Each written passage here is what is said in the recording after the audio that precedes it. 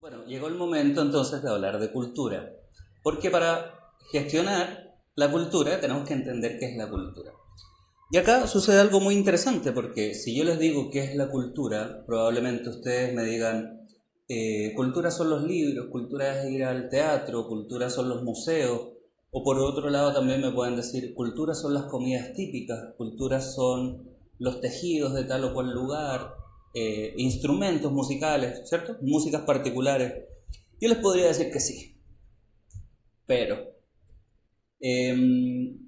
durante mucho tiempo se ha venido trabajando, sobre todo si vamos a la definición de cultura que dice la UNESCO en el año 82, la vamos a ver en clases, así que no se preocupen, la cultura es mucho más amplia, ¿cierto? Tomando las palabras de, o una tesis más bien del señor Raymond Williams, él dice, culture is ordinary, la cultura es cotidiana. ¿Qué quiere decir eso? Que la cultura está hecha en los hábitos, las costumbres que tenemos día a día, las formas de hablar, las instituciones que vamos creando como sociedad, nuestros estilos de vida. Entonces, no es que tengamos una cultura o consumamos una cultura, sino que nosotros mismos vamos haciendo la cultura. Ahora, hay elementos de la cultura con los que nos identificamos y otros con los que no. A eso le podemos llamar identidad cultural. Y yo tengo la posibilidad de identificarme con ciertas cosas y con otras no, y así de simple, ¿cierto? El hecho de ser ecuatoriano, por ejemplo, no significa que me tengan que gustar los toros, por ejemplo. Eh, y así un montón de ejemplos que, por supuesto, vamos a ir profundizando en clase. Pero ¿por qué es tan importante entender esto? Porque si pensamos en cómo hablamos, cómo vestimos, etcétera, etcétera, nos damos cuenta que nuestras prácticas artísticas emergen, ¿cierto? Son una práctica más dentro de la cultura. Y nosotros como artistas y luego como gestores culturales tenemos un punto de vista, ¿cierto? ¿Por qué estoy mostrando esto en esta fotografía y no otra cosa?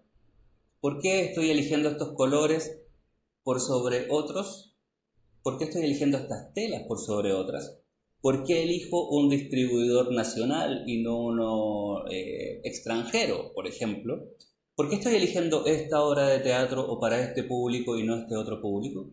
¿Se entiende? Hay un montón de decisiones que nosotros tomamos en torno a la cultura, porque nosotros vivimos inmersos ahí. Y nuestra obra va a dialogar constantemente con esos elementos de la cultura. Por eso es tan importante. Ahora, la cultura se da en un territorio. Nosotros como gestores culturales tenemos que ser capaces de leer ese territorio. Lo vamos a ver un poco después, probablemente en la clase 2. Pero tenemos que entender qué es lo que pasa en este territorio. Y no quedarnos con la superficie. Eso lo vamos a ver en profundidad en la clase 2, ¿no? Pero entender, a ver, hay una práctica que se está dando acá que no se está dando aquí.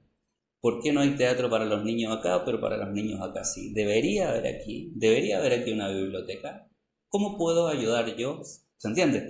Y vamos entonces proponiendo ciertas cosas. Pero para ir cerrando esta microcápsula, me gustaría dejarlos con esa idea. La cultura es cotidiana. Cada una de las cosas que hacemos va construyendo un sentido. ¿Va?